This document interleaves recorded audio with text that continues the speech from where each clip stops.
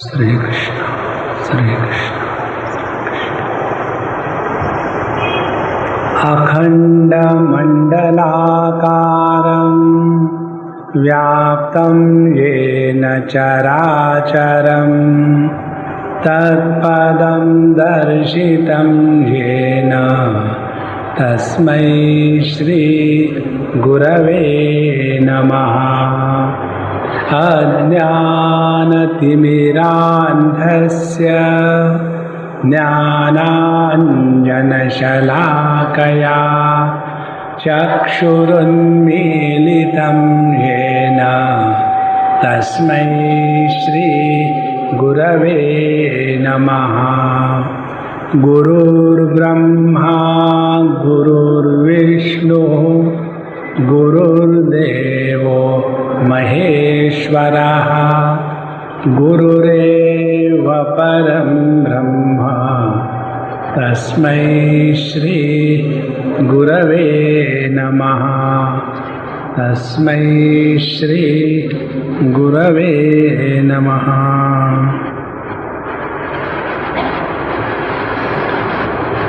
स्वामी जी, आप हमको कुछ उपदेश करिए, ऐसा कई लोग कहते हैं और हमारी मजाक उड़ाते हैं। कारण क्या? उपदेश तो हम कर देते हैं, लेकिन वो इसकी गारंटी नहीं लेते कि उस उपदेश को अपने जीवन में उतारेंगे। ये बात भगवान कृष्ण ने पहले अर्जुन से तय करा ली, उसको खूब रोने दिया। जब रो रो के थक गया और जब उसने ये स्वीकार किया कि भगवान शिष्यस्ते हम शाधि माम त्वाम प्रपन्नम, हम आपके शिष्य हैं, आप बताओ हम करेंगे। ऐसा जो पूर्ण रूप से समर्पित विद्यार्थी है उसको बताने में मजा आता है, और ऐसे विद्यार्थी न हो फिर भी बताया जाए तो बताने वाले का मजा उड़ता है। अब ये सब आप लोगों के हाथ में है कि हमको मजा आवे या आप हमारी मजाक उड़ावे। चौथे अध्याय में पिछले बार भगवान ने आखिरी में हम सबको उपदेश किया था, कर्मणि अकर्मयः पश्येत अकर्मणि च कर्मयः स बुद्धिमान मनुष्येषु स युक्त सकृष्ण कर्मकृत। तो उपदेश क्या है? बहुत ही छोटी सी बात है।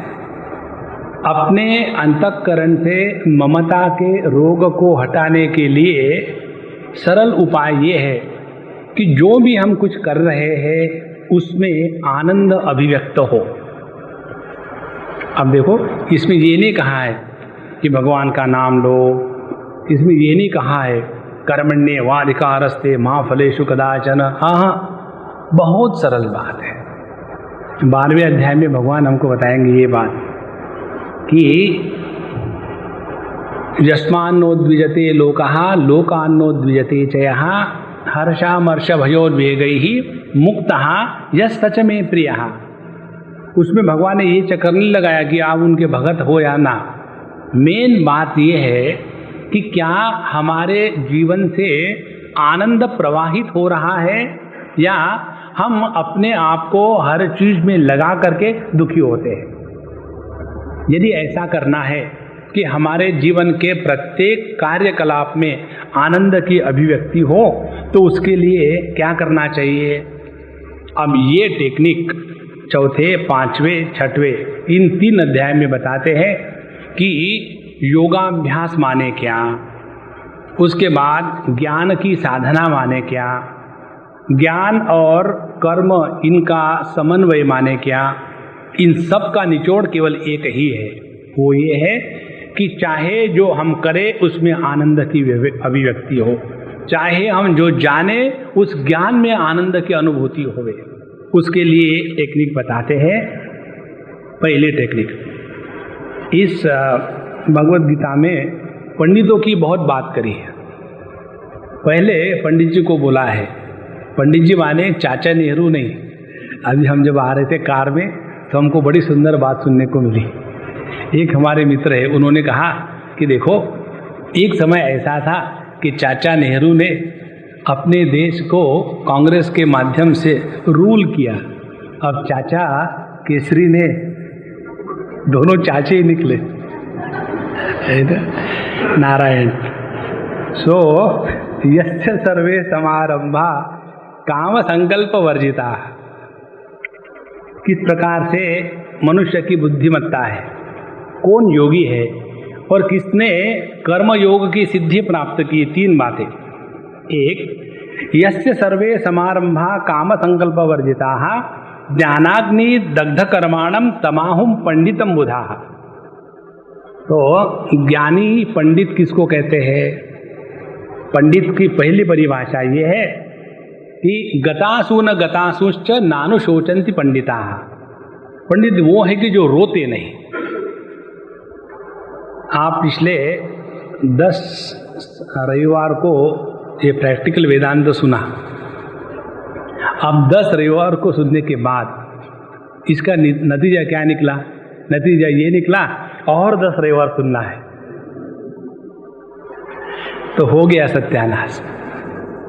केवल एक बात सीख लिया आपने 10 रविवार में, तो हम कृतकृत्य हो गए और आप भी कृतकृत्य हो गए। वो ये है कि दुखी मत होना, किसी भी कारण से दुखी मत होना। तो फिर दुख का क्या होगा? दूसरों को दुखी करो, अलाउड। यदि आप दूसरों को दुखी करते हैं तो you have shifted the locus of misery from the self to the not self. और जो नॉट सेल्फ होता है वो दुखमय ही है, उसमें कोई डाउट नहीं है। केवल आत्मा ही सुखमय आनंदमय। तो पहला पंडित जी कौन है? जो गतासु न गतासुश्च नानुशोचन्ति पंडिता। उसके पश्चात ये दूसरे स्थान पर चौथे अध्याय में पंडित की परिभाषा देती है भगवान। ज्ञानाग्नि दग्ध कर्माणम तमाहु पंडितम बुधा। जिन्होंने ज्ञान के अग्नि में कर्म और कर्म फल को जला के राख कर दिया है, ऐसा व्यक्ति पंडित कहा जाता है। तो किस प्रकार से करे वो, उसका टेक्निक बताते हैं। यस्य सर्वे समारंभा काम संकल्प वर्जिता। जब हमारे किसी भी कार्यकलाप में अनेक प्रकार की कल्पनाएं जुड़ी होती है और उन कल्पनाओं के प्रभाव में आकर के जब हम कोई भी कार्य करने लग जाते हैं तो उस कल्पनाओं के ही हम गुलाम बन जाते हैं। तो करे क्या? एक दो बातें समझ लो। एक, इस जगत में आज तक जितने लोग आए, खूब ये करेंगे वो करेंगे, ऐसा करेंगे, दुनिया को बदल डालेंगे, देश में राम राज्य ले आएंगे या कामराज राज्य ले आएंगे, वो सब टाइम पास करने की बातें हैं। यहाँ आज तक किसी के आने से किसका भला हुआ नहीं, किसी के जाने से किसी का नुकसान हुआ नहीं। हम जो इस समय इस जगत में रहते हैं, तो जो अपने सामने धर्म के अनुसार जो जो कार्यकलाप आते हैं उसको प्रेम से करते जाए और अपने मन को नित्य निरंतर प्रसन्न रखते जाए। यही भगवान की सबसे बड़ी आराधना है। सबसे बड़ी चीज जीवन में यदि कोई अपने पास है तो ये कि सर्व समारंभा काम संकल्प वर्जिता। इसी को कहते हैं ज्ञानाग्नि। ज्ञान के अग्नि के द्वारा काम संकल्प के कारण जो कर्म फल और कर्म फल के कारण दुख निर्माण होता है वो समाप्त हो गया। तो ऐसा जो व्यक्ति है, त्यक्त्वा कर्म फलासंगम नित्य तृप्तो निराश्रयः, जिसने सभी प्रकार के कर्मों के साथ जो कर्म फल की आसक्ति है उसको त्याग दिया। अब कर्म फल की आसक्ति का त्याग करना माने क्या? बड़ी सरल बात है। कोई भी जब हम कार्य हाथ में लेते हैं तो उसके बारे में हमने ऑलरेडी डिसीजन लिया होता है। जैसे अब हमारे लड़के की शादी होगी और फिर बहू आएगी और बहू बड़ी अच्छी होगी और वो मेरे हाथ पैर दबाएगी, लेकिन सब कुछ हो गया, बहू आई, लेकिन हाथ पैर के स्थान पर वो तो अब गला दबाने के लिए तैयार हो गई। करे क्या? देखो 50% तो ठीक है ना दबाने की बात। यदि हम इस प्रकार की कल्पना के साम्राज्य में रहेंगे तो निश्चित रूप से हम दुखी होंगे। तो कर्म फल का त्याग करना माने अभी हम जो कर रहे हैं उसके द्वारा अमुक हमको मिले, उसके बाद हम दुखी होंगे, यह कल्पना करना माने कर्म फल के बंधन में आना। एक सिद्धांत हमने आपको बताया, फिर रिपीट करते हैं। वो सिद्धांत ये है कि जो व्यक्ति कर्म करते समय आनंद की अनुभूति नहीं कर सकता, वो व्यक्ति जीवन में कभी भी सुखी नहीं हो सकता। फिर से समझ लो इसको।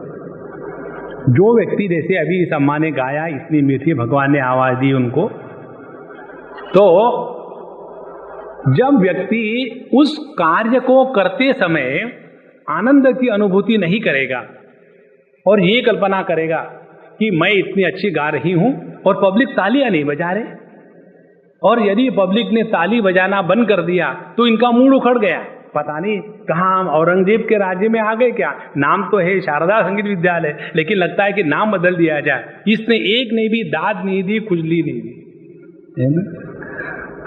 इसलिए जिसने जो काम हम कर रहे हैं उसी समय उस कर्म के प्रत्यक्षीकरण में ही यदि आनंद की अनुभूति हो जाए तो हम कर्म फल के बंधन से हमेशा के लिए छूट गए। कर्म फल का बंधन यही है कि हम अभी जो करेंगे उसके कार्य स्वरूप, उसके परिणाम स्वरूप हमको आनंद की प्राप्ति होवे, और ये हम कार्य करेंगे तो दुख की निवृत्ति होगी। तो जहां हमारे जीवन में कर्म के साथ कार्य कारण भाव जुड़ जाता है, हम कर्म फल के बंधन में फंस गए।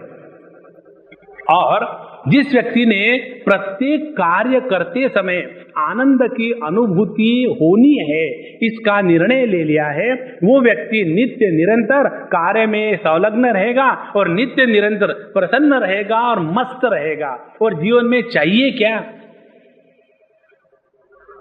कारण क्या है? कारण ये है कि जो व्यक्ति आज के कार्य को लेकर के परसों के दिन सुख या आनंद के प्राप्ति की कल्पना करता है, उस व्यक्ति ने स्वयं होकर के अपने जीवन में आने वाले आनंद को परसों तक के आगे ढकेल दिया है। तो we are responsible for the postponement of joy in our today's life. अब देखो, आप लोग बच्चे पैदा करते हो और दुखी होते हैं। दुखी क्यों होते हैं? इसलिए जब ये बच्चा बड़ा हो जाएगा, उसके बाद ये पढ़ेगा लिखेगा, राजा बेटा सोना बेटा हो जाएगा, और फिर एक बढ़िया लड़की से शादी करेगा, और ये लड़की जो होगी वो मेरी सब बात मानेगी और फिर मेरी बड़ी सेवा करेगी। माने आज उस लड़के को, बच्चे को हम जो बड़ा कर रहे हैं, उस आनंद से हम तृप्त नहीं है। हमने अपने आनंद के तृप्ति को उस बच्चे का बच्चे होने तक के पोस्टपोन कर दिया है। और वो बच्चा बड़ा हुआ और उसने कहा कि मैं तो ब्रह्मचारी बनना चाहता हूं। हो गया सत्यानाश। उस माँ बाप के जीवन में दुख का कारण बन गया। जब तक के बच्चा है, ब्रह्मचारी बना है, तब तक के माँ बाप दुखी रहेंगे। इसीलिए भैया ये बड़ी सरल बात है। जो व्यक्ति आज इस समय, इस क्षण, इस परिस्थिति में, इस कार्यकलाप में आनंद की अनुभूति करता है, वही कर्म फल से मुक्त है। देखो, इससे बड़ी सिंपल बात और कोई नहीं है। जहां हम कर्म फल, कर्म संस्कार, पूर्व जन्म संस्कार, पीछे के जन्म के संस्कार, इस चक्कर में फंस जाते हैं और फिर वो वासना पता नहीं कहां से आ जाती है। और Swami ji please tell how to forget वासना। ये हमारे स्टडी ग्रुप के जितने भी लोग हैं बीच में आकर के परगेशन की बात करते हैं। Swami ji please tell how to forget the वासना। सो त्यक्त्वा कर्म फलासंगम। दूसरी बात, नित्य तृप्त। जो व्यक्ति प्रसन्न होगा वही तृप्त होगा। ये सब जुड़ी बातें हैं, अलग अलग कुछ नहीं है। जो व्यक्ति प्रसन्न होगा उसमें तृप्ति होगी। तृप्ति किसको कहते हैं? तृप्ति कहते हैं अलम भाव को। अलम भाव किसको कहते हैं? जितना है उतने में अपने आप को प्रसन्न रखने की क्षमता को तृप्ति कहते हैं। यदि हमारे पास जो चीज है उतनी में इससे थोड़ा और मिलता तो ठीक है।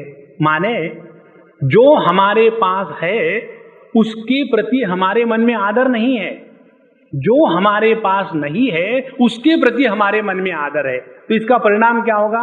इसका परिणाम ये होगा, जो है उसका अनादर करने के पाप के कारण दुख होगा, और जो नहीं है वो नहीं है इसलिए दुख होगा, और हम परमानेंटली दुखी रहेंगे। उसको एक उदाहरण से समझ लो। समझो आपको किसी ने बुलाया, आप उनके घर गए, और घर जाने के बाद फिर ऐसा कुछ हुआ कि आप गए उनके पास, उन्होंने आपको कहा, आप आ गए, अच्छा जी आइए बैठिए बैठिए, और आपके तरह देख भी नहीं रहे और बड़े परेशान हैं। क्यों भाई, क्या परेशान है? हम आने के कारण परेशान है कि हम चले जाए? बोले नहीं जी ऐसी बात नहीं। फिर क्या है? हम उनकी राह देख रहे हैं जो नहीं आए। देखो, माने जो आए हैं उनका तो आदर नहीं है, और जो नहीं आए हैं उनका हम आदर कर रहे हैं। थिंक, यही बात अपने जीवन में होती है। जो भगवान ने दिया है उसकी तरफ तो हमारा ध्यान नहीं जाता, और जो हमारे पास नहीं है उसके लिए परेशान होना और अपने जीवन के संतोष रूपी जो संपत्ति है उसका अनादर करना, उसको नष्ट करना। जैसे छोटे बच्चे की बात होती है ना, जब पहले बार दांत गिर जाता है तो अपनी जीवा सब जगह नहीं जाती, जहां दांत नहीं है वहीं जाती है। उसी प्रकार से जब तृप्ति अंतःकरण में नहीं होती तो जो प्रभु ने नहीं दिया है वो हम भगवान को बताते, मालूम है तुमने मुझे ये नहीं दिया। माने जो दिया है उसका कोई कृतज्ञता की भावना नहीं है, कृतज्ञ बन करके रहना माने नित्य तृप्ति का अभाव होना। इसलिए कर्म फलासंगम त्यक्त्वा नित्य तृप्तः, ये नित्य तृप्ति आने के लिए कोई आधार चाहिए, और आधार क्या है? कहते हैं निराश्रयः। जिसने जगत के वस्तु व्यक्तियों का आधार लेना बंद कर दिया है वही व्यक्ति अपने आप को आधार के रूप में समझ सकता है, जान सकता है। देखो, असली गुरु कौन है? जो अपने शिष्य को एकदम निराधार बनवा दे। निराधार हम कब बनेंगे? जब हमारा जगत के किसी भी वस्तु व्यक्ति पर परावलंबन समाप्त हो जाएगा, तब हम निराधार बनेंगे। और जो व्यक्ति स्वयं निराधार होता है वही दूसरों को आधार दे सकता है। एक बार हम हमारे स्वामी जी के पास थे और एक अम्मा आई। नॉर्मली लोग रोने के लिए आते, दूसरा कोई कारण नहीं। हमारे कोई 2-4 दोस्त ऐसे लोग हैं कि जो हमको फ़ोन करते हैं तो उसमें केवल जोक सुनाते हैं, या तो कोई बढ़िया बात सुनाते हैं, कोई तत्व का चिंतन होता है। ज़्यादा नहीं है, घबराना मत, मेजॉरिटी वही है, क्या तुम्हें फ़ोन रख देता हूँ, बोलते रहो, बीच में हाँ हाँ करते रहो, उसका कोई अंत नहीं। तो जब हम स्वामी जी के साथ थे, वो अम्मा रो रही थी, तो स्वामी जी ने सुन लिया, और उसके बाद वो अम्मा ने कहा, स्वामी जी कुछ तो बताओ। बोले, स्वामी जी ने कहा कि मुझे तुम पर जलन हो रही है। मैंने कैसे? तुमको तो मेरे पास आकर रोने का स्थान है, मुझे भी कभी कभी रोने का दिल होता है, लेकिन अब मैं किसके पास जाऊं रोने के लिए? देखो, जो व्यक्ति स्वयं किसी भी आधार पर जिंदा नहीं रहता वही जगत का आधार हो सकता है, निराश्रयः। और ये आधार कौन सा है? ये आधार जगत में बाहर कहीं नहीं है, यही आधार परमात्मा हमारे ही हृदय में बैठा हुआ है।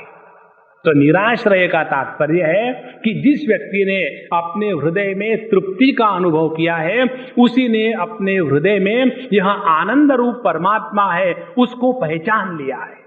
परमात्मा ही केवल नित्य तृप्त स्वरूप है। और ऐसा जो व्यक्ति है, 3 बातें हो गई। एक, कर्म फला संगम त्यक्त्वा, जो कर्म करते समय ही आनंद की अनुभूति ले रहा है, नित्य तृप्त। जो जितना प्रभु ने दिया है उसमें मस्त है, और निराश्रया, जो किसी भी वस्तु व्यक्ति पर अवलंबित नहीं है, ऐसा व्यक्ति कहते हैं कर्मणि अभिप्रवृत्तः अपि नैव किंचित करोति सः, उसके जीवन में कर्म होना बंद हो गए। कर्म होना बंद हो गए माने वह कर्म करके कर्म फल की निष्पत्ति नहीं करता। फिर उसके माध्यम से क्या हो रहा है, उसके माध्यम से परमात्मा की इच्छा अभिव्यक्त हो रही है। जिस व्यक्ति के माध्यम से परमात्मा की इच्छा अभिव्यक्ति होती है, उस व्यक्ति के जीवन में पाप पुण्य की निर्मिति नहीं होती। जैसे हमने किसी कंपनी में कुछ काम किया, नौकरी की, तो हमारे कारण जो कंपनी को लाभ या हानि होगी, उसके कारण हम थोड़ी प्रभावित होंगे, वो तो कंपनी का काम है। उसी प्रकार से जो भी हमारे माध्यम से हो रहा है, यदि वो प्रभु की इच्छा के रूप से हो रहा है, तो उस कर्म के द्वारा कर्म फल की निष्पत्ति, कर्म बंधन इत्यादि हमेशा के लिए समाप्त हुआ। और ऐसा जो साधक है, निराशीर्यत चित्तात्मा त्यक्त सर्व परिग्रह शारीरम केवलम कर्म कुर्वन्नाप्नोति किल्बिषम, ऐसा जो साधक है उसके जीवन में शरीर कार्य कर रहा है। शारीरम केवलम कर्म का तात्पर्य क्या है? एक, हम सबको अपने देह को जिंदा रखने का ड्यूटी प्रभु ने हमको दिया है। कल परसों की बात है, कल की शायद, हमारा वहाँ लेक्चर पूरा हुआ और एक अम्मा अच्छी आकर के बड़ी सीरियसली हमको कहती है, स्वामी जी मुझे आत्महत्या करनी है। हाँ, सुबह सुबह ये कोई टाइम है आत्महत्या करने? हमको उदाहरण ढूंढने के लिए पढ़ना नहीं पड़ता। हमने पिछले बार आपको बताया ना, एक छोटा सा बच्चा, उसको कार्टून बहुत अच्छे लगते, वो हमको पूछता है, स्वामी जी आपको कार्टून अच्छे नहीं लगते? अच्छे लगते। फिर आप देखते कि नहीं? टीवी में क्या देखना है, चारों तरफ है, और टीवी के तो काल्पनिक है, और ये तो कल्पना में रहते हैं। तो उस अम्मा ने मुझे जब पूछा कि स्वामी जी मुझे आत्महत्या करने की इच्छा हो रही है, तो यह जो अपने प्रति तरस आता है ना व्यक्ति को, तब व्यक्ति अपने आप को नाश करने की बात सोचता है। ध्यान से सुनना, कभी भी ऐसे विचारों को प्रोत्साहन नहीं देना है। यह भगवान का सिद्धांत है, शारीरम केवलम कर्म, अपने शरीर को जिंदा रखने के लिए जो जो कार्य कर्म हमको करने हैं, वो करने से पाप की निष्पत्ति नहीं होती। खाना खाने के लिए, दवाई लेने के लिए, अपने आप को बचाने के लिए जो जो हम कार्य करते हैं, उसमें पाप पुण्य की निष्पत्ति नहीं होती। तो शारीरम केवलम कर्म कुर्वन्नाप्नोति किल्बिषम। अब इसके बाद यह जो व्यक्ति इस ज्ञान की निष्ठा में प्राप्त हो गया है, यदृच्छालाभ संतुष्टः द्वंद्वातीतः विमत्सरः समसिद्धावसिद्धौ च कृत्वापि न लिप्यते। यहाँ फिर समत्व की बात भगवान कर रहे।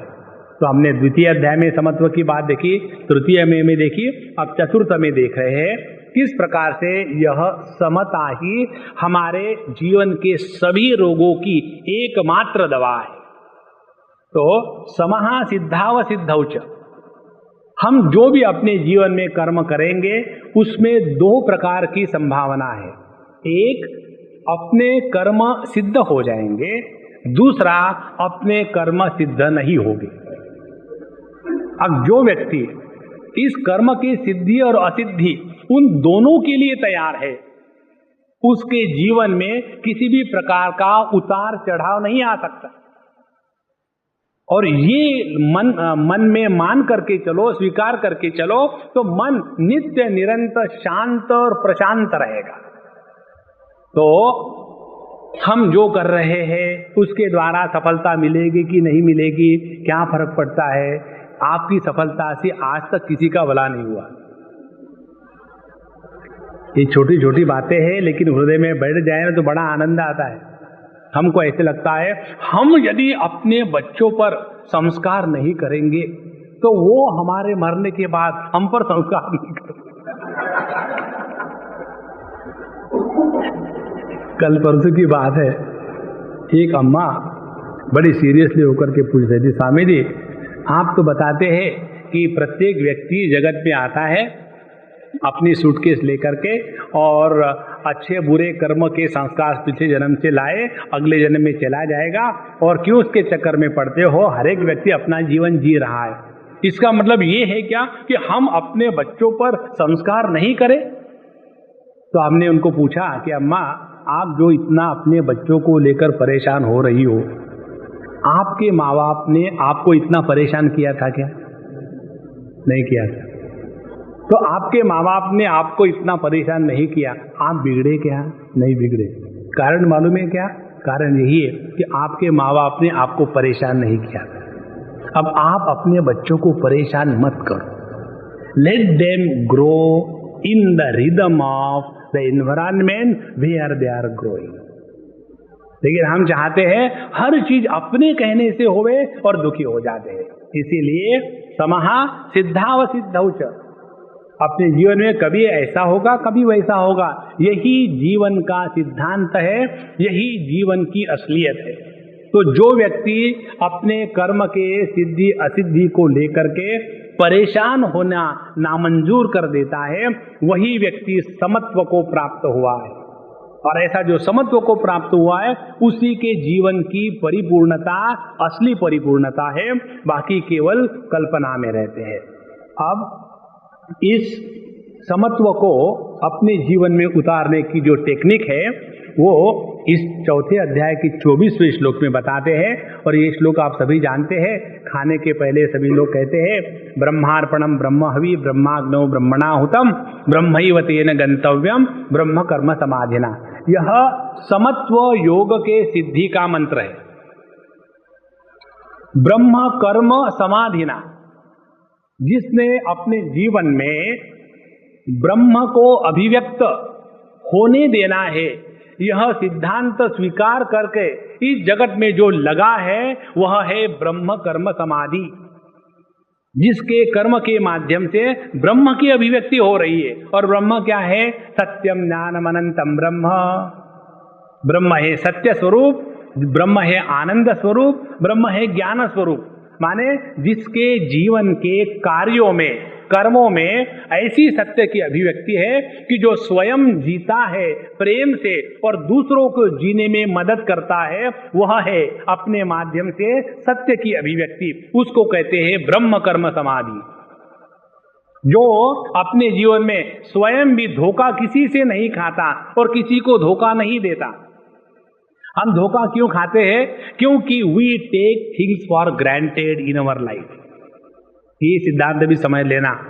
कभी भी अपने जीवन में एक भी क्षण ऐसा न होवे कि we take things for granted, कभी नहीं। आप देखेंगे जितने एक्सीडेंट होते हैं ना बड़े बड़े, वो एक्सीडेंट जो लर्निंग ड्राइवर होते हैं ना उनसे नहीं होते। लर्निंग ड्राइवर कैसे है कि ये अपने समझो पवई से गाड़ी निकाले और उनको पता चला कि अमरनाथ में एक ट्रक उलट गया, तो ये यही रोक देते हैं। अब ऐसे व्यक्ति कहाँ एक्सीडेंट करेंगे? एक्सीडेंट करने वाले तो वो है कि जो हमेशा गाड़ी चलाते हैं और बहुत जबरदस्त चलाते हैं और उनको पूरा गाड़ी पर कंट्रोल है, और इसीलिए many a times they take things for granted. और एक बार उन्होंने थिंग्स टेकन फॉर ग्रांटेड किया, वही एक्सीडेंट हो गया। इसीलिए ब्रह्म कर्म समाधि का तात्पर्य है कि हम ना किसी को धोखा देवे, ना किसी से धोखा खावे।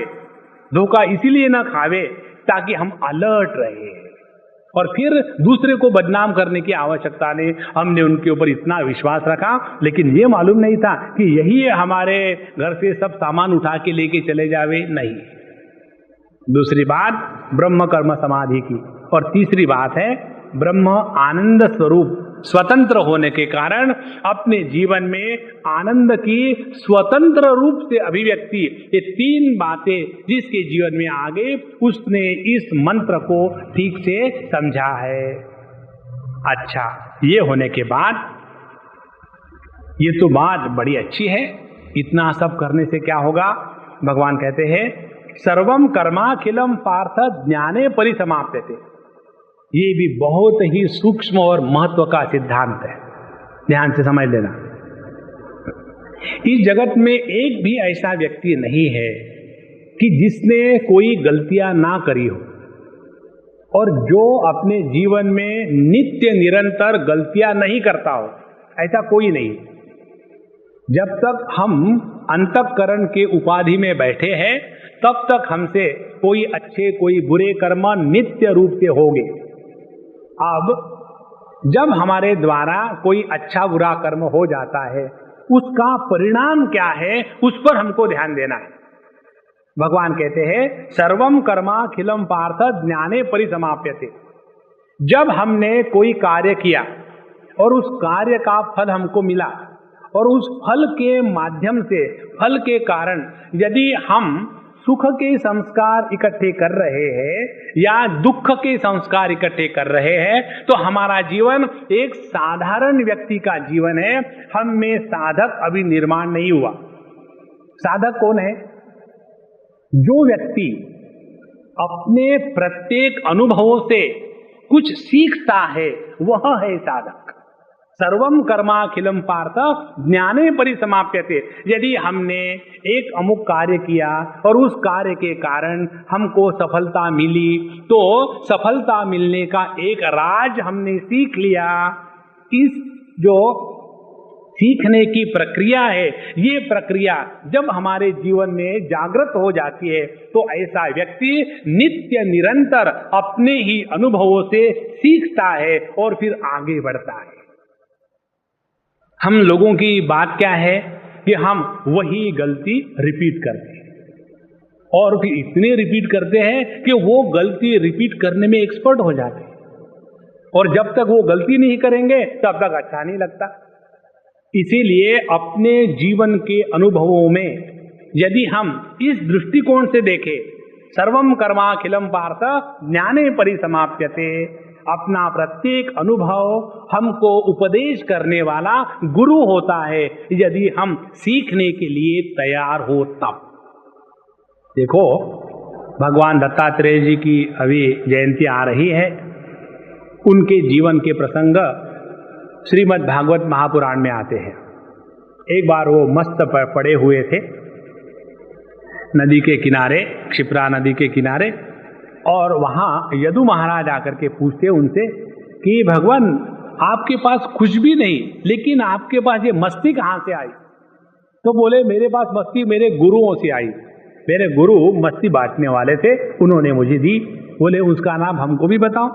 तो बोले एक हो तो बताओ, 2 दर्जन है। गुरुओं के होने में काहे का दारिद्र? हमारा एक ही गुरु है। क्यों? पूरी दुनिया हमारा गुरु है। यदि हम दुनिया से कुछ सीख सकते हैं तब तो सर्वम कर्माखिलम पार्थ, यदि हम अपने जीवन के प्रत्येक कर्म कलाप से कोई एक संदेश सीखे, तो वह कर्म ज्ञान में परिवर्तित हो गया। उस कर्म से कर्म फल निर्माण नहीं होता। कर्म के संस्कार और कर्म के माध्यम से ज्ञान, इन दोनों का क्या फर्क है?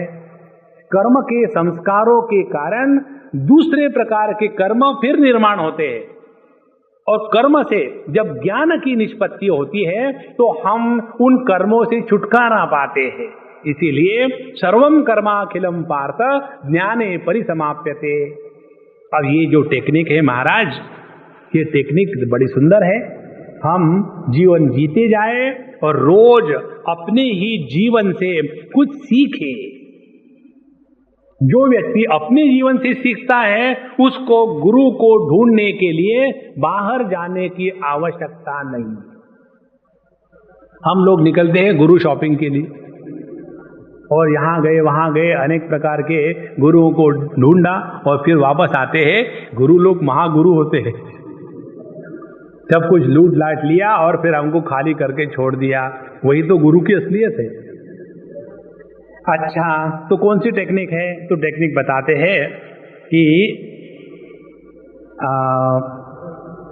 तद्विद्धि प्रणिपातेन परिप्रश्नेन सेवया उपदेक्षन्ति ते ज्ञानम ज्ञानिनः तत्वदर्शिनः।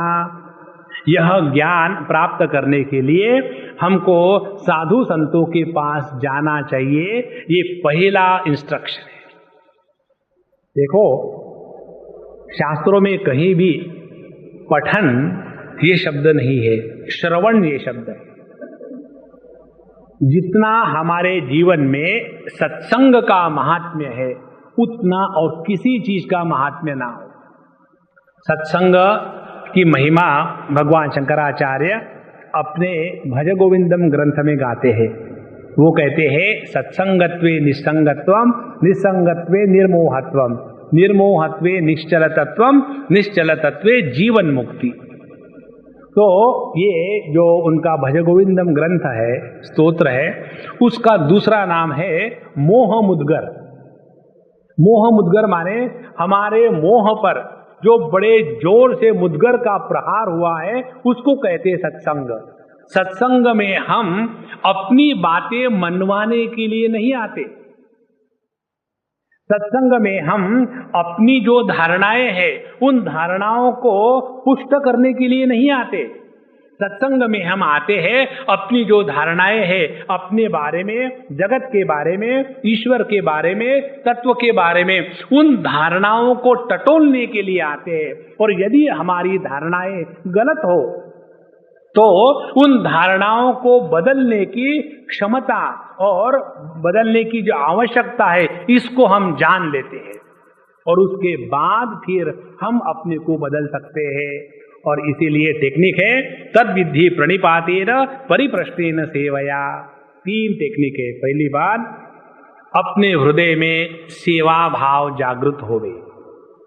जिस व्यक्ति के हृदय में सेवा भाव जागृत नहीं होता उस व्यक्ति का अहंकार एकदम इलेक्ट्रिक के खंभे के जैसा कड़ा रहता है। सेवा भाव। दूसरी बात, तद्विद्धि परिप्रश्नेन। परिप्रश्न ने माने परी के बारे में प्रश्न नहीं, स्वामी जी हमारी शादी होगी कि नहीं? बिल्कुल नहीं होगी। क्यों? मेरी थोड़ी हो गई है कि तुम्हारी होगी। एक लड़के ने आकर के मुझे पूछा था तुम्हारी शादी बिल्कुल नहीं होगी। तो परिप्रश्न का तात्पर्य है कि जब हम साधु संतों के पास जाते हैं तो किस प्रकार के विषयों का चिंतन करते हैं। हमारा विषय होता है कि आपकी कुंडली कैसी है, आपके ग्रह कितने कितने हैं। हमारे कुंडली में एक ही घर है और उस घर में आप आके बैठे हो, चले जाओ। और वो ग्रह है दुराग्रह।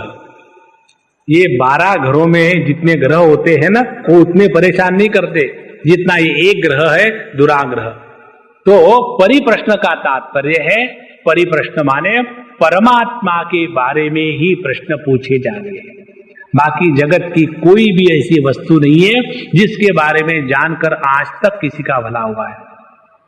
परिप्रश्नेन, और ये करते समय प्रणिपातेन, अपने हृदय में यह भावना हो कि जिनको हम पूछ रहे हैं वो जानते हैं, वो समर्थ है। और ऐसे समर्थ ज्ञानी तत्व पुरुष को, तत्वविद को, संत महात्मा को हम पूछ रहे हैं। और यदि ये हमारी भावना पक्की होगी तो अगला व्यक्ति कैसे भी होवे उसके द्वारा हमको ही लाभ होगा। इस प्रकार से अपने जीवन में सत्संग को ला करके ये सब टेक्निक हम जान लेते हैं। और यही बात हम अपने इस मालिका में कर रहे हैं। उपदेक्षन्ति ते ज्ञानम ज्ञानिनः तत्वदर्शिना। सो वही संत महात्मा तत्वदर्शी हमको इस सब चीज के बारे में बताते हैं। और इस सब ज्ञान को प्राप्त करने के लिए सबसे बड़ी हमारी इन्वेस्टमेंट क्या है? भगवान ये नहीं बताते बुद्धिवान लभते ज्ञानम। भगवान कहते हैं श्रद्धावान लभते ज्ञानम तत्परः संयतेन्द्रियः। अब इस ज्ञान को अपने जीवन में उतार करके जीवन में चलाने के लिए किस किस चीजों की आवश्यकता है? पहली आवश्यकता है श्रद्धावान लभते ज्ञान। अब श्रद्धा का महात्म्य कितना भी कहे कम है। श्रद्धा किसको कहते हैं? जिसके द्वारा सत्य में हमारी प्रतिष्ठा हो सकती है उसको कहते हैं श्रद्धा। श्रद्धा उसको कहते हैं कि जो अज्ञान के क्षेत्र में सबसे शक्तिशाली शस्त्र है उसको कहते हैं श्रद्धा। श्रद्धा उसको कहते हैं कि जब हम अनजान वस्तु को प्राप्त करने के लिए अनजान मार्ग में पूरा दिल लगा के चल पड़ते हैं, उस शक्ति को कहते हैं श्रद्धा। हम ना तो परमात्मा को जानते हैं, ना तो परमात्मा को पहुंचने के मार्ग को जानते हैं, और ऐसा होते हुए भी परमात्मा के बारे में जो साधु संतों ने बताया उसको बिना जान करके स्वीकार किया। उसके बाद हमने उस मार्ग का भी कभी क्रमण नहीं किया, तो उस मार्ग को भी हमने उनके कहने के अनुसार स्वीकार किया। तो ना तो हमको गंतव्य के बारे में कोई मालूमात है, ना तो हमको इस मार्ग के बारे में कोई जानकारी है, फिर भी उन दोनों को पूरा दिल से स्वीकार करना, ये करने के लिए शेर का दिल चाहिए। येरा गबाड़याचे काम नोहे। हमारी मुंडकोपनिषद की श्रुति कहती है नायमात्मा डरपोके न लभ्यः। वहां संस्कृत शब्द है नायमात्मा बलहीनेन लभ्यः। असली शक्ति क्या है? असली शक्ति ये थोड़ी है कि ये मालूम है कि ये चीज खाने से पेट ठीक नहीं रहता और इसीलिए नहीं खाना। इसमें कौन सी शक्ति है? ये तो ज्ञान है। शक्ति किसको कहते हैं? शक्ति कहते हैं, हमारे मुल्ला नसरुद्दीन के बारे में बतावे तो शक्ति की परिभाषा उन्होंने बड़ी सुंदर दी।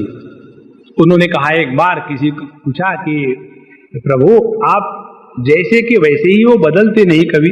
बोले हाँ जी, मैं कभी नहीं बदला। ये बड़ा पहाड़ देखा क्या यहाँ पत्थर? हाँ, जब मैं छोटा था 7 साल का तब मैं उसको नहीं उठा सकता था।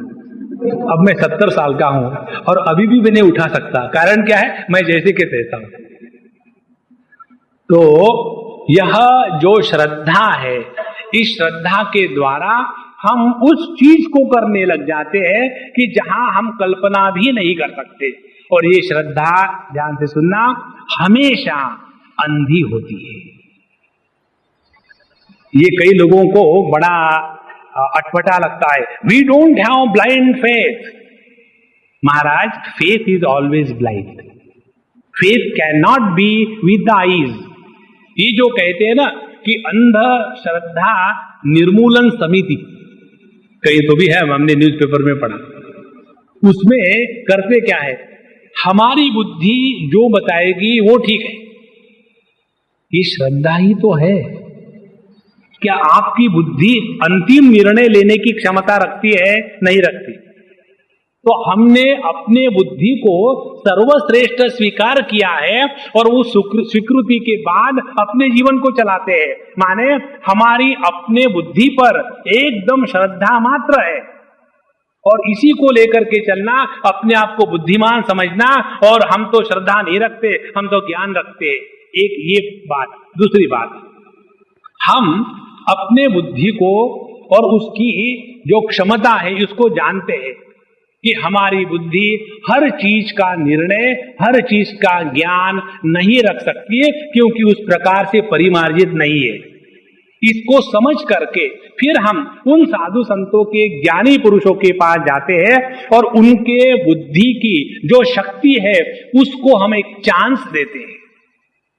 अब हमारा जो साधु संतों के और शास्त्रों के सिद्धांत है उस पर विश्वास रख करके चलना, उसमें दो बुद्धियों का एकत्रीकरण हो गया। एक अपनी बुद्धि और दूसरी उनकी बुद्धि।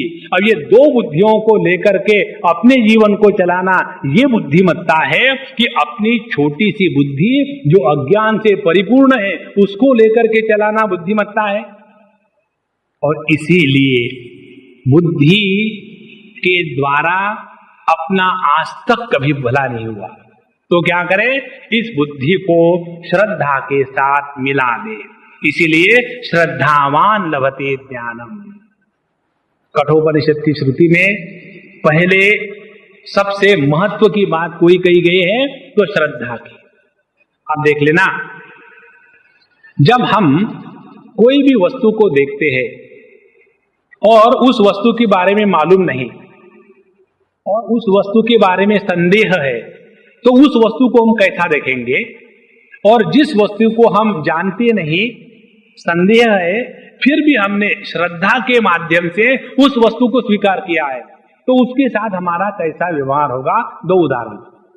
एक पत्थर है और उस पत्थर को हमने स्वीकार कर लिया, ये पत्थर है, लेकिन हम तो नहीं मानते कि इसमें भगवान हो सकता है, इसलिए पत्थर को पूजा के स्थान में रखने के स्थान पर उसको पेपर वेट के लिए इस्तेमाल किया। और दूसरा व्यक्ति है, उसने उसी पत्थर को कि ये ऑर्डिनरी पत्थर नहीं है, ये शालिग्राम का पत्थर है और इस शालिग्राम में भगवान विष्णु का वास होता है, और इस श्रद्धा के द्वारा स्वीकार करके उसी पत्थर की श्रद्धा के साथ यदि उसने पूजा अर्चा करी, तो उसका तात्पर्य क्या होगा? उसको यह ज्ञान हो जाएगा कि जब हम बाहर के निकृष्ट वस्तु में अपने मन को लगाते हैं, तो अंतःकरण में परमात्मा की अभिव्यक्ति कैसी होती है, ये टेक्निक वो व्यक्ति सीख जाएगा। देखो, हमको निर्माण करना है अपना, हमको निर्माण करना है अपने हृदय का। जो जगत का निर्माण करने वाले हैं वो पॉलिटिशियन होते हैं, और जो अपने हृदय का निर्माण करके अपने ही स्वरूप में परमात्मा का दर्शन करना चाहते हैं, वो है साधक। तो इस भावना को जागृत करने के लिए श्रद्धावान लभते ज्ञानम। अच्छा, श्रद्धा के साथ एक गड़बड़ी और आ जाती है। कौन सी? श्रद्धा माने हम अपने आप को एकदम लेजी बना के रख दे, हमारी तो भगवान पर श्रद्धा है। ये मराठी लोग कहते हैं कि असेल माझा हरित देईल खाटल्यावर, यदि भगवान होगा तो मुझे अपने खटिया पर ला करके खाना देगा। भगवान देगा, लेकिन उस समय जब आप खटिया से उठो ना तब। लेकिन हमारा उस पर भी कहाँ विश्वास है? इसीलिए अपने श्रद्धा को कार्यान्वित करने के लिए व्यक्ति को तत्पर होना चाहिए। तत्पर माने एवर अलर्ट, एवर रेडी। जिस व्यक्ति का जीवन ऐसा है, आज करे सो कल कर, कल करे सो परसों, अरे भैया परसों भी क्या करना, जीना है बरसों। जिसके जीवन में ये प्रोक्रेस्टिनेशन आ जाता है, वह व्यक्ति अपने साधना के पौधे को नष्ट कर रहा है। इसीलिए श्रद्धावान लभते ज्ञानम तत्परः, तत्पर हो गए, हृदय में प्रभु के बारे में, संतों के शब्दों के बारे में और शास्त्र के बारे में परिपूर्ण श्रद्धा है, उसको लेकर के चले, तैयार है। लेकिन एक गड़बड़ी है, संयतेन्द्रियः नहीं है, अपने आप पर बिल्कुल काबू नहीं है। तो यदि अपने आप पर बिल्कुल काबू नहीं होगा तो हम 25 बार अपने जीवन में गलती करेंगे और अपने आप को कोसेंगे। यदि ये तीन चीजें हो, श्रद्धा, तत्परता और अपने आप पर संपूर्ण नियंत्रण, इसके द्वारा ज्ञानम लब्ध्वा पराम शांतिम अतिरेणाधिगच्छति, तब व्यक्ति की ज्ञान निष्ठा पक्की हो जाती है। और जिसकी ज्ञान निष्ठा पक्की हो गई है, वही व्यक्ति शांति को प्राप्त करता है। एक 2-3 दिन पहले मुझको मिलने के आए एक अम्मा, और काफी प्रॉब्लम थे, बता रहे थे, हमने सब सुन ले। तो उसके बाद हमने उनको एक विकल्प दिया, आप इस विकल्प में से एक को सिलेक्ट करो। आप इतना दुनिया को लेकर जो दुखी हो रही हो, या तो दुनिया को सुधारने के बाद सुखी हो, या तो इस दुनिया का तिरस्कार करके सुखी हो। अल्टीमेटली क्या चाहती हो आप? यदि हमारे घर के सभी लोग हमारे कहने के अनुसार चले तो क्या होगा? हम सुखी होंगे। माने आपको ये जो हमारे घर के लोग ऐसे ऐसे करे, इसका थोड़ी महात्म्य है। महात्म्य है कि वो ऐसा करेंगे तो क्या होगा? तो हम सुखी होंगे। तो अल्टीमेटली आपको सुख चाहिए ना, तो इस सुख को दूसरों के जेब में क्यों रखते हो? तो साधक कौन हो गया? जिसका ध्यान अपने अंतःकरण के शांति पर बना रहेगा। एक हम आपको समीकरण देते हैं, इक्वेशन। इस संपूर्ण जगत की कोई भी व्यक्ति, कोई भी वस्तु, कोई भी देश, कोई भी काल और कोई भी परिस्थिति ऐसी नहीं है कि जिसका इक्वेशन मन के शांति के साथ हो सकता है। बिल्कुल clear. Nothing in this world is worthy which can be bargained for the peace of our mind. और जो व्यक्ति इस मन को नित्य रूप से शांत रखेगा, उस व्यक्ति के जीवन में ही आनंद की अनुभूति 24 घंटे बनी रहेगी। और जब हम खुश रहते हैं, हमारा किसी पर कोई अवलंबन नहीं है, तब ऐसे व्यक्ति को भगवान भक्त कहते हैं। क्यों? कि हमारे जीवन की परिपूर्णता क्या है, इसको भी ठीक समझ लेना। ज्ञान, प्रेम सब एक ही है। परिपूर्णता क्या है कि जब हम जहां भी जाएं, हमारे जाने से यदि वहां के सभी खुश हो जाते हैं, तो अपने जीवन में और कोई प्राप्तव्य नहीं रहता। हमने आपको इसके बारे में बताया था। समझो आप घर गए, ये केवल उदाहरण है। समझो आप घर गए और घर जाने के बाद आपकी पत्नी खुश हो गई, इसीलिए मैंने कहा कि उदाहरण है। समझो आप घर गए, घर जाने के बाद पत्नी खुश हो गई, तो आपको कितना अच्छा लगेगा। उसी प्रकार से आप जहां भी चले जाओ पूरे दुनिया में, और जहां भी जाने से यदि कोई भी व्यक्ति आपके कारण एकदम प्रसन्न हो जाता है, इससे बढ़कर के जीवन में और कोई प्राप्ति नहीं रहती। और यही ज्ञान की पराकाष्ठा है। अब यह बताने के बाद भगवान कहते हैं चतुर्थ अध्याय के अंत में, इसीलिए हे अर्जुन, तस्मात् अज्ञान संभूतम हृष्टम ज्ञानासीनात्मना चित्वैनम संशयम योगम उत्तिष्ठोत्तिष्ठ भारत। इसलिए अर्जुन, इस ज्ञान को निष्ठा प्राप्त कराने के लिए अब इस योग मार्ग का सहारा ले लो, अपने जीवन को इस धारणा से चलावे। ये बताने के बाद हमारा सबका प्रश्न अर्जुन पूछता है भगवान से। क्या हो जाता है जब आदमी को समझ में नहीं आता, या समझ में आता है लेकिन हम उसको अपने जीवन में नहीं उतार सकते, इसके कारण अपने पर ही जब गुस्सा आता है, तब आदमी एकदम रिएक्शन करने लग जाता है। बताओ, इन दोनों में से एक क्या करूं मैं? दोनों मन बताओ। एक दिन एक व्यक्ति आए हमारे पास और शाम का सत्संग पूरा हो गया और फिर हमारे साथ कुटिया में आए। कुटिया में आने के बाद इस प्रकार से बातें कर रहे थे कि जैसे उनके जीवन के दुख का कारण मैं हूं। आप लोगों को क्या होता है प्रवचन करने के लिए? कुछ नहीं होता, इसीलिए तो प्रवचन करते। कुछ होता तो प्रवचन थोड़ी करते, कुछ होता तो रोते। माने क्या है, आप लोग हमको एक बात बताओ स्वामी जी। क्या मत बताओ?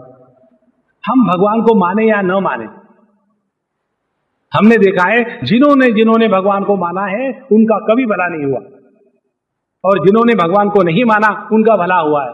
हमने कहा प्रभु आपको तो उत्तर मालूम है ना, तो आप डिसाइड करो।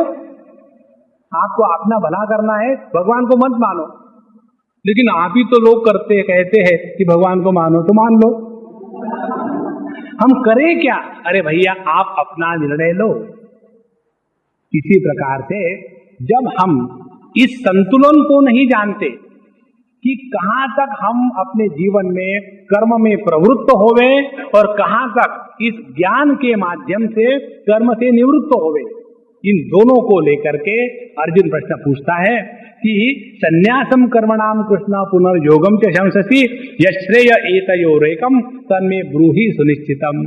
हे भगवान, कभी तो आप कर्म करने की बात करते हो और कभी तो आप कहते हो कि कर्म से संन्यास ले लो। इन दोनों में से एक बात कौन सी ठीक है वो हमको बताओ। अब यहां समता को समझना है।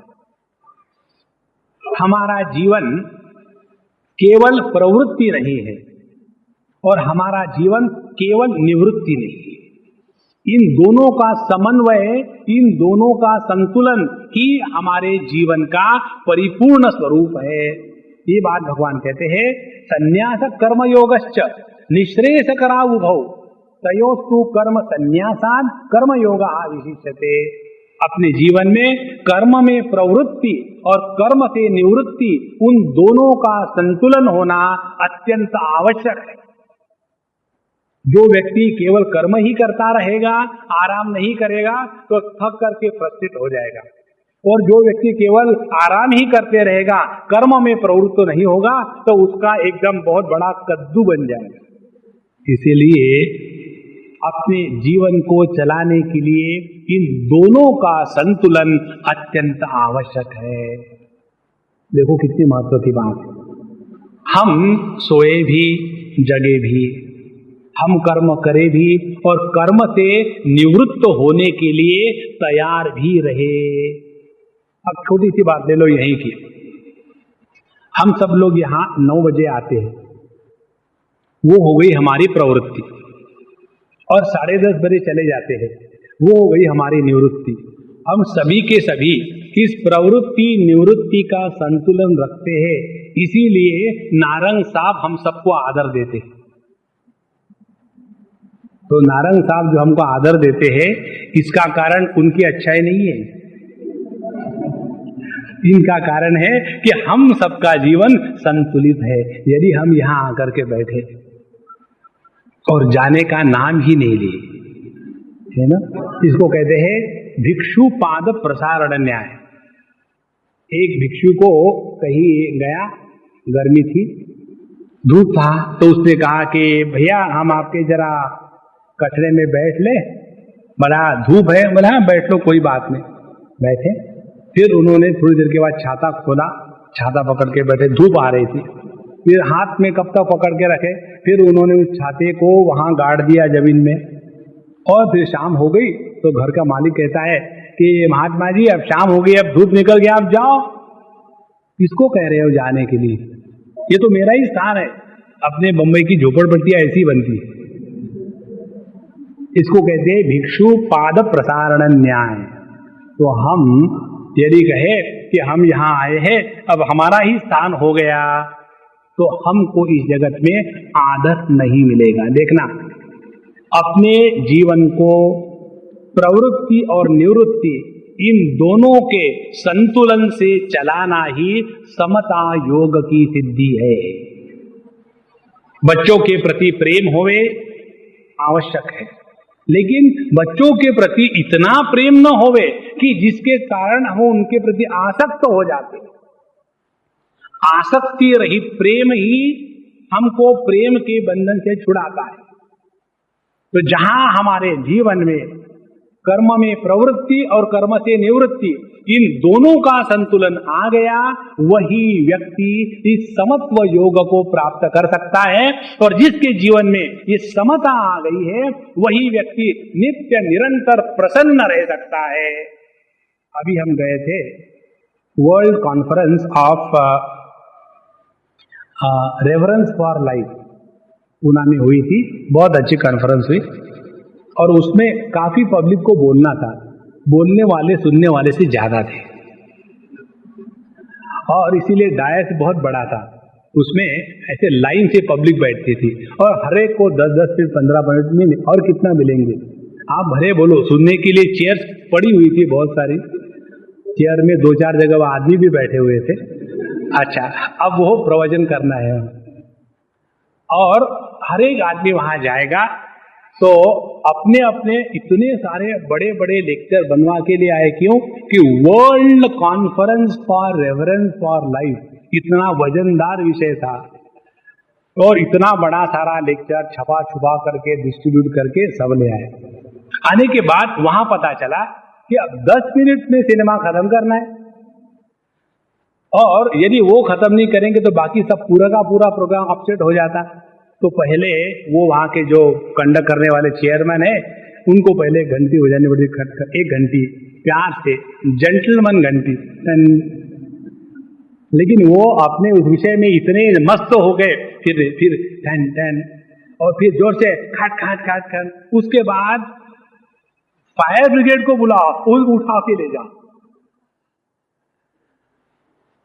अब ये हम सब देख रहे थे, और जब हमारा मौका आया तो हमने पहली बात कही कि चेयरमैन महोदय कृपया घंटी मत बजाना।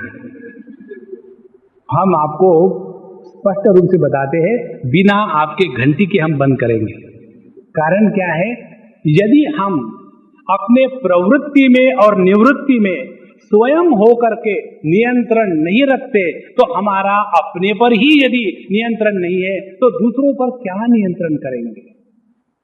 देखो, और हमारी प्रॉब्लम क्या है, स्वामी जी हमारे बच्चे हमारी बात मानते नहीं, हमारी बात हम स्वयं नहीं मानते, बच्चे क्या मानेंगे। इसीलिए यहाँ कहते हैं संन्यास कर्मयोगश्च निःश्रेयस करावो। अपने जीवन में किसी भी लक्ष्य को प्राप्त करने के लिए यह प्रवृत्ति निवृत्ति के संतुलन की आवश्यकता है। हम लोग एक्सट्रीमिस्ट, प्रवृत्ति करेंगे तो प्रवृत्ति ही करते रहेंगे, और निवृत्त हो गए तो निवृत्त ही हो गए। इसीलिए चेतावनी भगवान देते हैं, इन दोनों में से प्रवृत्ति निवृत्ति के संतुलन को प्राप्त करने के पहले प्रवृत्त होना आवश्यक है। इसीलिए कर्मयोगा विशिष्यते। यदि कोई व्यक्ति आकर के हमसे कहे स्वामी जी तलाक तलाक तलाक, तो हम क्या कहेंगे, अम्मा अपन की शादी कब हुई थी। बिना शादी के तलाक नहीं होता। उसी प्रकार से कर्म से निवृत्ति तब होगी जब हमने कर्म में प्रवृत्ति की है, तब ना। माने जब भगवान कहते हैं कि अपने जीवन में कर्म प्रवृत्ति निवृत्ति का संतुलन होवे, इसका तात्पर्य यह है पहले अपने जीवन के निकम्मेपन को छोड़े। और जो व्यक्ति जीवन में निकम्मा बन करके नहीं रहता, कर्म में प्रवृत्त है लेकिन कर्म के कारण बंधन में नहीं आता और कभी भी अपने स्वतंत्रता से अपने आप को खींच लेता है, उस स्वतंत्रता को कहते हैं समत्वम योग उच्यते। और जो व्यक्ति स्वयं हो करके निवृत्त हो सकता है उसको गवर्नमेंट की भाषा में कहते हैं गोल्डन शेक हैंड। और जिनको हर टर्मिनेशन के बाद फिर कहीं जाकर के एक्सटेंशन दे दो, एक्सटेंशन दे दो। तो पहले जब गवर्नमेंट सर्विस में थे तो कहीं के सुपर सेक्रेटरी थे, और सुपर सेक्रेटरी कब तक रहेंगे, रिटायर हो गए। रिटायर होने के बाद फिर दिल्ली में चक्कर काटेंगे, अब मुझे इस कमीशन का चेयरमैन बना दो और उस कमीशन का करा दो, और फिर उस कमीशन का जो चेयरमैनशिप है उसको फिर एक्सटेंड करते जाए जब तक के भगवान की कृपा नहीं हो, है ना। तो यदि हम इस सरल सिद्धांतों को सीख ले, अपने आप को निकम्मा ना रखे। दूसरी बात, प्रवृत्ति शुरू हो गई तो उसको निवृत्त करने की क्षमता अपने में रखे, दूसरे को कहने की नौबत नहीं आनी चाहिए महात्मा जी अब बंद भी करो। जब हम लोग कहीं भी जाते हैं ना तो बहुत आदर सत्कार प्रेम मिलता है। तो एक लड़का था, बड़ा हमेशा उखड़ा उखड़ा रहता था। उसके माँ के कारण वो हमारे साथ आया और उसने सब जगह देखा, 2-3 दिन था हमारे साथ। तो उसने कहा कि Swami ji I have now known why you guys become swami. तो हमने कहा क्या समझ लिया। उन्हें इतना आदर सत्कार रिस्पेक्ट, खाने को मौज, चलने को गाड़ी बढ़िया, ये तो अपन भी करना चाहते। शुरू हो जाओ, कोई बात नहीं। तो बोले आपकी सीक्रेट क्या है। तो हमने मां सीक्रेट ये है, इन सबको पता है कि हम आते हैं जाने के लिए, रुकने के लिए नहीं आते हैं।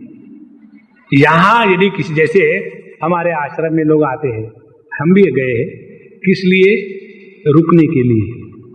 इसीलिए हमारे आश्रम के लोग हमको जितना मानते हैं और हमारे आश्रम के बाहर के लोग जितना हमको मानते हैं, इसमें दुनिया का अंतर है। क्योंकि घर की मुर्गी पानी बराबर, दाल भी कहां। क्योंकि हमेशा के स्वामी जी अपने से भी टेक फॉर ग्रांटेड। तो इस जगत में सरल सिद्धांत है, प्रवृत्ति निवृत्ति का बैलेंस होवे और प्रवृत्ति से प्रारंभ होकर के निवृत्त होने का हम स्वयं स्वातंत्र रखें। इसी को कहते हैं सन्यासी। ये देखो सन्यासी की दीक्षा का वर्णन। ज्ञेयस्य नित्य सन्यासी यो न द्वेष्टि न कांक्षति निर्द्वंद्वो हि महाबाहो सुखम बंधात् प्रमुच्यते। सन्यासी का लक्षण कहीं भी पूरे भगवत गीता में ये नहीं दिया है कि जो कलर्ड कपड़े पहनता है, जिसने अपना क्रॉस बेल्ट और एंटीना काट के रख दिया है। ये जो ब्रह्मचारी होते हैं ना, उनका जनेऊ होता है। और जनेऊ का प्राप्त क्या, what is the significance of जनेऊ? हमारे जो अंग्रेजी पढ़े लिखे इंटेलिजेंट लोग होते हैं ना, उनको ये प्रश्न होता है। कुछ भी देखेंगे व्हाट इज द सिग्निफिकेंस। तो अब ब्रह्मचारियों का जनेऊ होता है, तो what is the significance of जनेऊ? पीठ खुजलाने के लिए।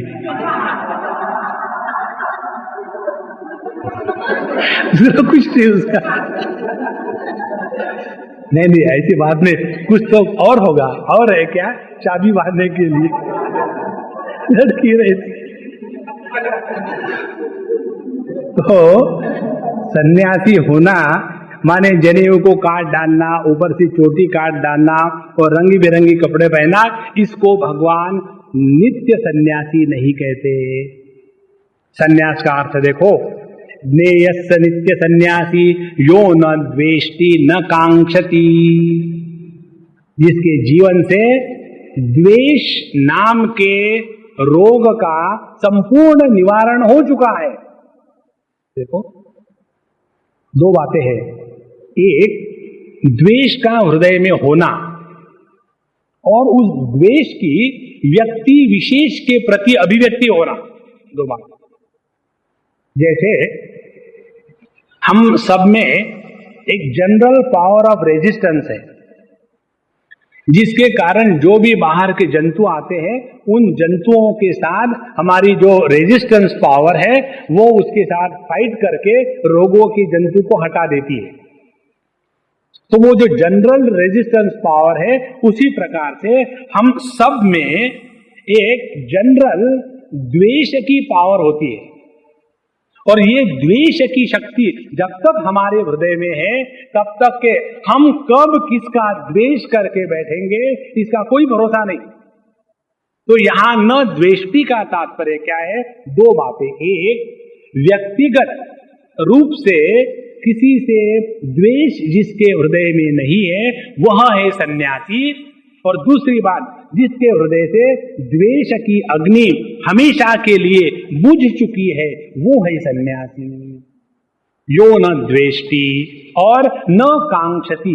द्वेष कब हमारे जीवन में उपलब्ध हो जाता है? जब हमारे मन में कोई कांक्षा, आकांक्षा, अपेक्षा इत्यादि होवे, उसकी परिपूर्णता नहीं हुई तो तुरंत द्वेष आ गया। तो सन्यासी के लक्षण क्या हो गए? जो कभी भी किसी से भी राग द्वेष से प्रवृत्त होकर के व्यवहार नहीं करता, ऐसा व्यक्ति, उसको कहते ज्ञेयस्य नित्य सन्यासी। माने उसकी प्रवृत्ति है, लेकिन उस प्रवृत्ति में निवृत्ति का बीज छिपा हुआ है। और ऐसा व्यक्ति सुखम बंधात् प्रमुच्यते। ऐसा ही व्यक्ति नित्य निरंतर सुख में रह करके आनंद की अनुभूति कर सकता है। और यह होने के पश्चात ये जो इसको जो साधना करनी है, ज्ञान की साधना, इस ज्ञान की साधना का जो प्रकार बताया है 5वें अध्याय में 3 जगह में, हम तीनों को देखेंगे। पहला प्रकार बताते हैं, नैव किंचित करोमीति युक्तो मन्येत तत्ववित्। ये पहला प्रकार है।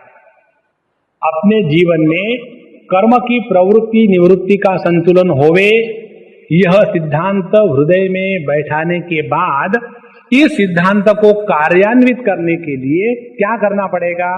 ये साधना, ये भावना है। नैव किंचित करोमि इति युक्तो मन्येत तत्वविद, जो तत्व की जानकारी पा करके राग द्वेष प्रवृत्ति निवृत्ति इन सब के परे जाना चाहता है, उसके लिए ये साधना है। कौन सी? न एवं किंचित करोमि इति, ये अभ्यास करें। हम लोगों का अभ्यास स्वाभाविक कैसा है? मैंने ये किया, मैंने वो किया। अब इसको बदलने के लिए ग्रॉस लेवल पर एक सिंपल साधना, अपने वाक्य में जितना हो सके मैं को प्रयोग करना कम कर दो। हमारे घर में ऐसा हुआ, वहां इस प्रकार से कार्य सिद्ध हुआ, वहां कैंप में बड़ा आनंद आया। ऐसा करने से क्या होगा? धीरे धीरे धीरे हम एक्टिव वॉइस को छोड़ करके पैसिव वॉइस का प्रयोग करना शुरू कर देंगे। ये जो होता है ना कर्तरी प्रयोग और कर्मणी प्रयोग, या एक्टिव वॉइस और पैसिव वॉइस। एक्टिव वॉइस में कर्ता का महात्म्य होता है। मैंने आम खाया, उसमें आम बेचारा मर गया, पेट में जाके सड़ गया, उसका कोई महत्व नहीं। महत्व है मैंने आम खाया, होना चाहिए आम खाया गया। ये किसके द्वारा? That is not important. महत्व का है विषय मैं नहीं, बल्कि जो कार्य हो रहा है वो महत्व का। पिछली बार शायद हमने आपको बताया था, अपने जीवन से मैं को हटाने के जो तरीके हैं उसमें से इस तरीके को जरा समझ ले। ये तरीके को समझने के लिए थोड़ा आदमी को अलर्ट रहना पड़ता है, और ये सब हम करते हैं। कोई नई बात हम आपको कभी नहीं बताएंगे, जो मालूम है उसी को दोहराएंगे। जैसे 3 प्रकार के विषय हम लोगों के जीवन में होते हैं। एक, तृतीय पुरुष, जब 2 इकट्ठे होते हैं तो तीसरे की बात करते हैं, थर्ड पर्सन सिंगुलर। पिछले बार मैंने आपको बताया था, when we talk about third person singular we are third class। देखो अब डिसाइड करो, हमको थर्ड क्लास जीवन जीना है कि फर्स्ट क्लास जीवन जीना है।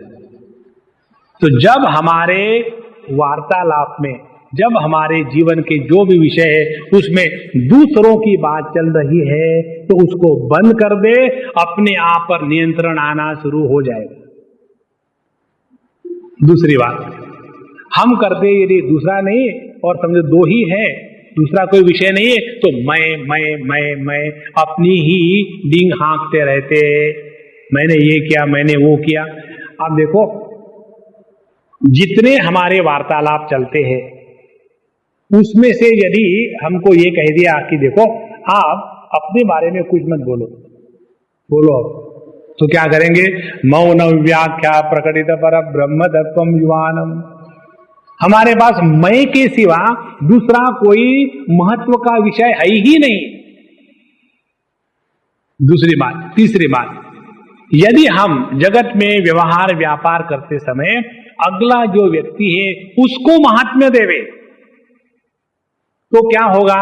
उसको महात्म्य देने से हम अपने जीवन के सुख दुख, अपने जीवन का जो महात्म्य है वो अपने आप शांत हो जाएगा। इसीलिए अपने दुखों को भूलने का तरीका है दूसरे के दुख में सहानुभूति से जीवन जिए।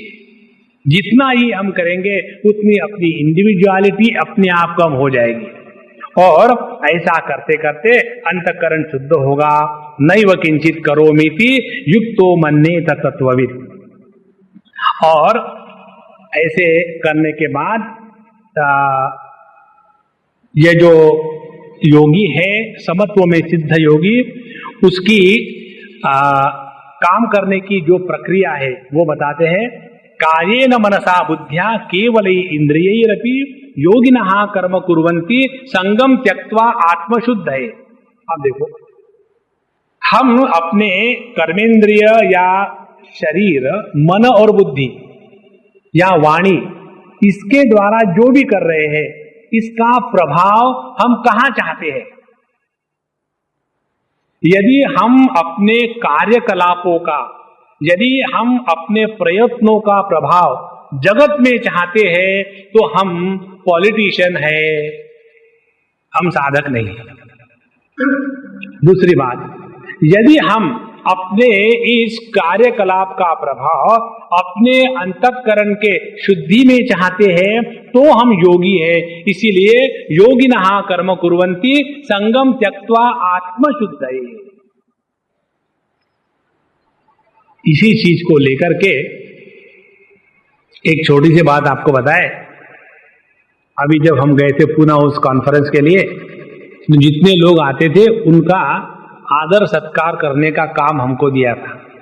अमुक अमुक है, किया तो कुछ नहीं, लेकिन उनको एक शाल पहना दो।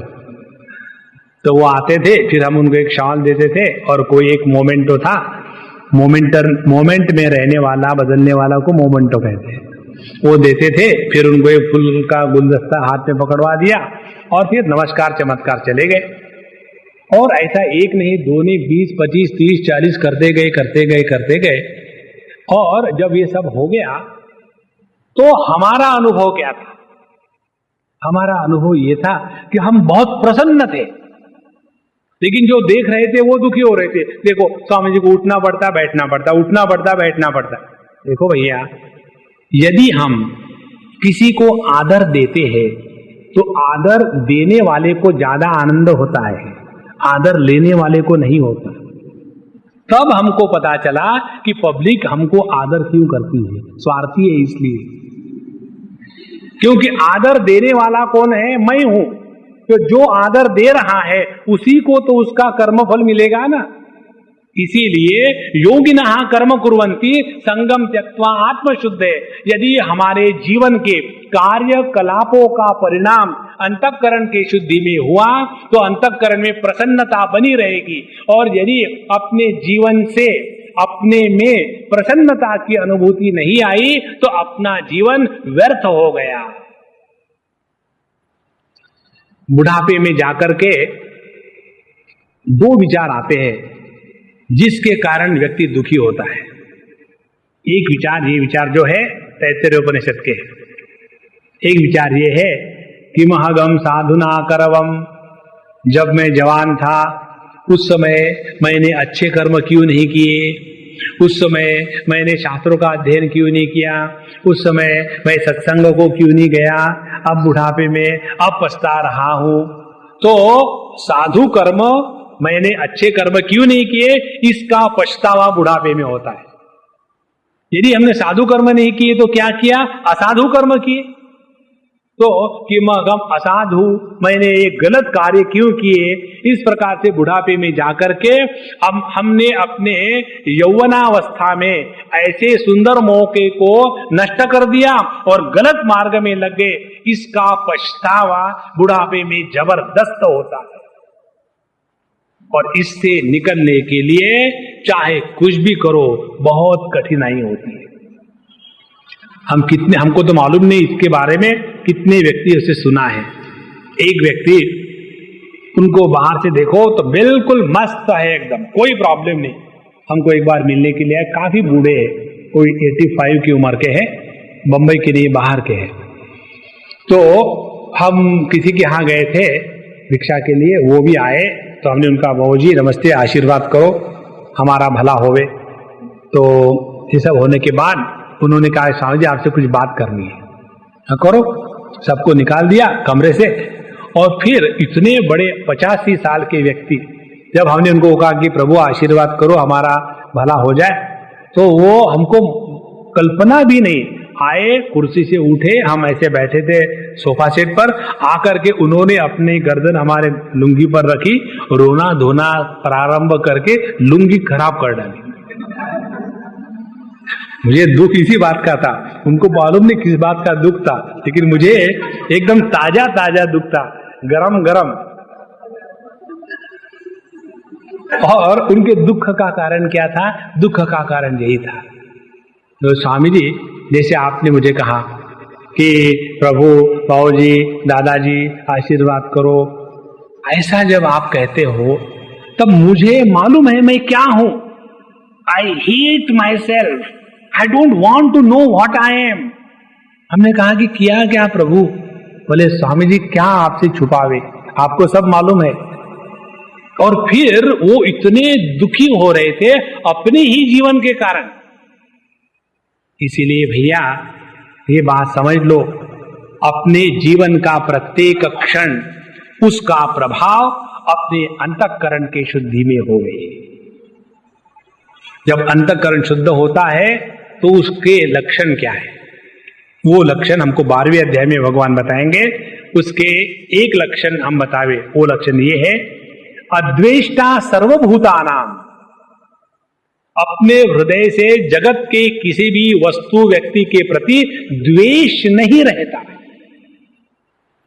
जिस अंतःकरण में द्वेष नहीं है वही सबको जैसा है वैसा स्वीकार कर सकता है, और जो जैसा है उसको स्वीकार करने वाला केवल एक ही है और वो है परमात्मा। देखो, तो यदि हम ये साधना करें, जो जैसा है उसको स्वीकार करें, तो ये तब होगा यदि हमारे हृदय में द्वेष की अग्नि प्रज्वलित ना हो। तो योगिनः कर्म कुर्वन्ति संगम त्यक्त्वा आत्मशुद्ध है। तो अपने अंतःकरण की शुद्धि यही है कि हमारा अंतःकरण नित्य निरंतर प्रसन्न रहे, उसमें दुख की परछाया भी नहीं रहे, हमारे अंतःकरण में किसी के भी प्रति राग द्वेष के संस्कार जागृत ना होवे। और ये यदि हो रहा है तो हम आध्यात्मिक प्रगति कर रहे हैं। ध्यान से सुनना, जब हम किसी भी क्षेत्र में प्रगति करते हैं तो उसमें विशेषता प्राप्त होती है। जैसे कहते हैं कि ये स्पेशलिस्ट है। स्पेशलिस्ट की परिभाषा एक जगह दी है, स्पेशलिस्ट माने कौन, he who knows more and more about less and less is called as a specialist. जैसे ईएनटी स्पेशलिस्ट, तो ईएनटी स्पेशलिस्ट माने कभी कान के बारे में जानता है, कभी नाक के बारे में जानता है, कभी गले के बारे में जानता है। पहले तो वो कान पकड़ के नाक से कहता है कि पैसे दो, नहीं दोगे तो गला काट के पैसे लेंगे, इसीलिए ईएनटी है ना। तो आप उनके पास चले जाओ, ईएनटी के पास, तो वो थोड़ी खुश हो गए कि पेट दर्द होता है, नहीं हम पेट नहीं देखते, नाक दिखाओ, क्योंकि हम नाक स्पेशलिस्ट है। तो माने specialist is he who knows more and more about less and less. तो who is the highest specialist? He who knows everything about nothing is called the highest specialist. तो यह जो भौतिक जगत में प्रगति का नापदंड विशेषता प्राप्त करना है, इसके विरोधी है आध्यात्मिक प्रगति का नापदंड, जब हम अपनी सब विशेषता खो बैठते हैं, जब हम सर्वसाधारण से अति साधारण जब हो जाते हैं, तो उस साधारण अस्तित्व को परमात्मा कहते हैं। देखो, पानी तेरा रंग कैसा, जिसमें मिलाया वैसा। यदि हम बच्चों के साथ रह करके बच्चे के जैसे बने, जवानों के साथ रह करके उनके अनुसार रहे, बुढ़ाओं के साथ रह करके उनके जैसे गंभीर रहे, और ये सब होते हुए भी हम अपने निष्ठा से कभी भी पदच्युत ना होवे, तब तो कहीं हम व्यक्ति नहीं है, हमसे तत्व की अभिव्यक्ति हो रही है। देखो, एक ही परमात्मा सभी रूप में अभिव्यक्त हो रहा है, और वो सभी रूप में अभिव्यक्त क्यों होता है? क्योंकि उसमें किसी भी एक व्यक्ति विशेष अभिव्यक्ति के प्रति कोई आसक्ति नहीं है, इसलिए। तो योगिनः कर्म कुर्वन्ति संगम त्यक्त्वा आत्मशुद्ध है। तो अपनी आध्यात्मिक प्रगति माने हमारी जितनी स्पेशलिटी है वह सब समाप्त हो जाए। हमारी स्पेशलिटी क्या है? मैं पति हूं, मैं पत्नी हूं, मैं पिता हूं, मैं पुत्र हूं, मैं सास हूं, मैं अस्थमा हूं। सास माने मदर इन लॉ, अस्थमा माने फादर इन लॉ। तो जब तक के ये विशेषताओं को साथ लेकर के हम चलेंगे, तब तक के इस जगत के बंधन में फंसे हुए हैं। तो योगिनः कर्म कुर्वन्ति संगम त्यक्त्वा आत्मशुद्ध है का तात्पर्य ये है, हम अपने अंतःकरण से सभी विशेषताओं को विशेष रूप से हटा देवे। इसको अंग्रेजी में कहे तो बात ऐसी बनेगी, let there be perception of the world without the projection of I versus you. जिस ज्ञान में किसी भी अध्यारोप की परिच्छिन्नता नहीं होती, ऐसे अध्यारोप परिच्छिन्न रहित ज्ञान को ही परमात्मा की अभिव्यक्ति कहते हैं। इस ज्ञान में किसी भी प्रकार का ममता का दोष नहीं है, ऐसे निर्दोषम ही समम ब्रह्म तस्मात् ब्रह्मणि स्थिता। तो जिसने इस अपने अंतःकरण के शुद्ध करने के प्रक्रिया को ही जीवन की सफलता समझा है, उस व्यक्ति के लिए यह 5वें अध्याय में बातें बताने के बाद ऐसा जो व्यक्ति है उसका दर्शन कैसा है, उसकी दर्शन की बात बताएंगे। और फिर हम ऐसा जो साधक है जिसने अपने जीवन को साफ सफाई करते करते अब वो ध्यानाभ्यास करने के लिए लायक हो गया, तो ऐसे साधक को कैसे अगली ध्यान की साधना करनी है जिसके द्वारा इस समत्व पर सिद्धि प्राप्त कर सके, ये विषय हम अगले बार लेंगे। अब यहाँ विराम करते हैं। श्री कृष्णा श्री कृष्णा श्री कृष्णा। ओम पूर्णमदः पूर्णमिदं पूर्णात् पूर्णमुदच्यते पूर्णस्य पूर्णमादाय पूर्णमेवावशिष्यते। ओम शांति शांति शांति। हरि ओम। श्री गुरुभ्यो नमः। हरि